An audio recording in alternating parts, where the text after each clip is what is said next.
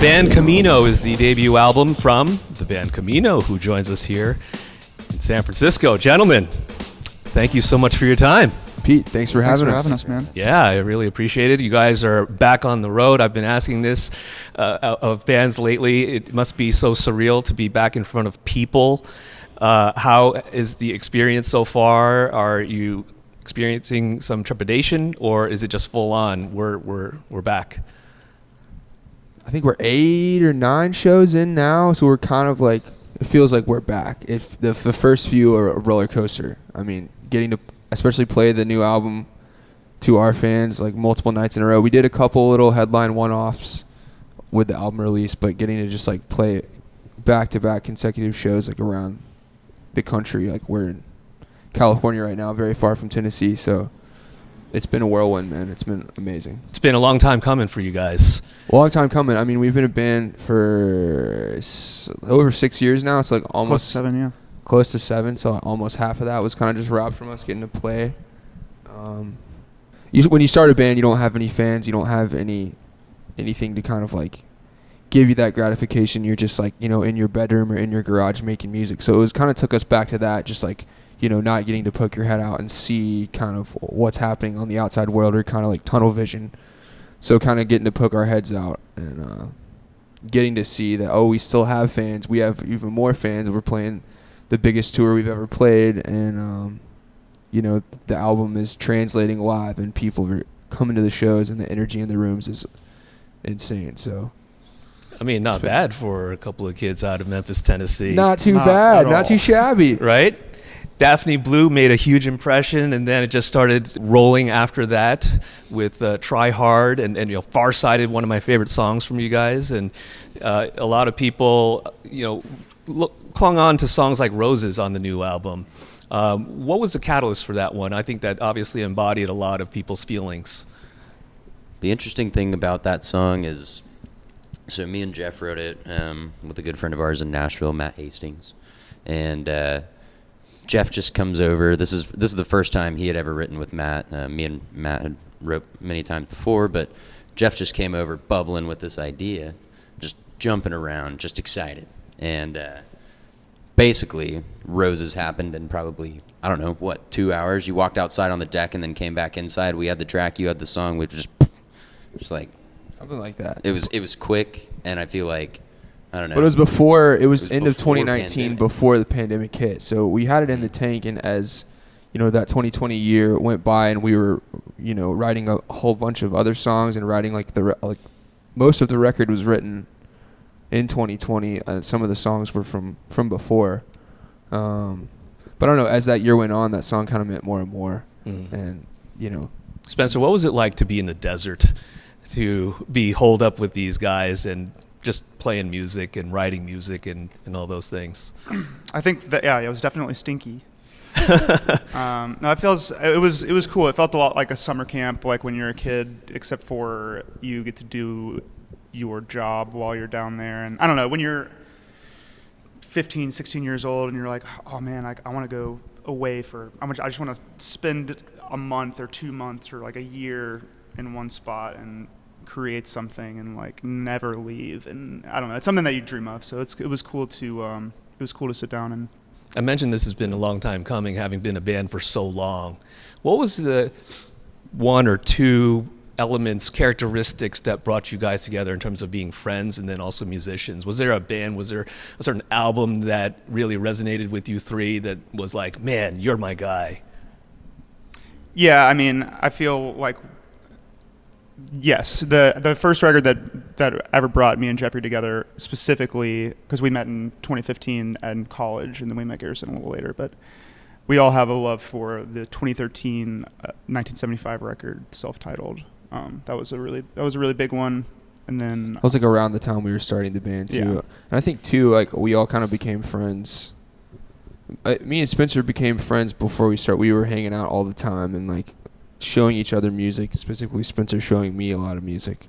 Yeah, and I think like same for you. Like when we met you, it's like we kind of became friends because we liked the same music and we both made music, and we were like, yo, we should make music together because we like the same kind of music. So I feel like all of our friendships were built on just similar interests, and then being like, oh, you're really good at this. We should Yeah. join forces and vibe. It definitely worked out because when I met them, it was like friendship out of necessity. They were looking for a drummer, and I was a drummer. And then it just worked out that we all love the same music and resonate with the same records, and we needed each other. Meeting Garrison was so, biggest impact on the trajectory in the life and like the music, our band and the music that we've made in the past 3 years, almost 4 years now. Yeah. It's pretty wild. Yeah, but I think too, like there's a lot of amazing drummers, especially in Nashville. Like there's so many people that we knew plenty of drummers, but as soon as we met Garrison, we were like, this is our guy. That's how I felt about them. It was a match made in heaven. Spencer, what was your first impression when you met Garrison? So we were we moved up here in 2018, and we moved up to Nashville in 2018. We lived together, and it was May of 2018. So on July the 4th, we had like a big barbecue, invited a bunch of our friends. And Garrison was one of the attendees to the party. Oh, he didn't crash. He did not crash the party. No, he was invited. Well, I guess from someone. Yeah, I don't know who, but yeah.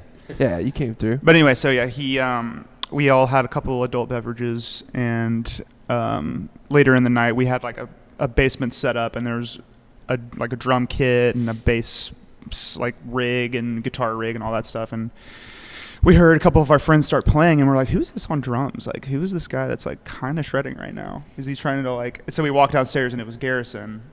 I was just doing what I do, baby. Yeah, and we were like, okay, this guy could We be. found the video the other day, the original video of our party, and Garrison's playing, it's just in our like rehearsal space downstairs. Garrison's playing the drums, and you just see like it's one of our other friends' video, and you just see me and Spencer like poking our heads around the corner, like watching Garrison, like, yo, who is this guy?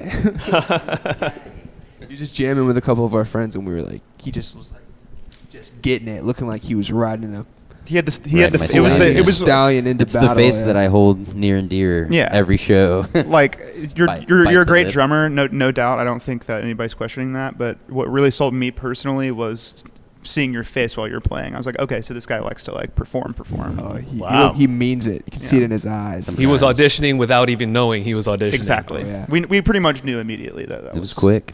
We texted him the next morning. We were like, yo, do you want to come back over and jam? Play some music, play man? some songs. Here are all our songs. Do you want to play them with us? Did we not like break out into any old Camino songs that night? No, Like, I don't think we did. God, No. no. Maybe that video is from the second night. Like I literally came over the next day and we started making tunes. Yeah. I don't know. That's fun though.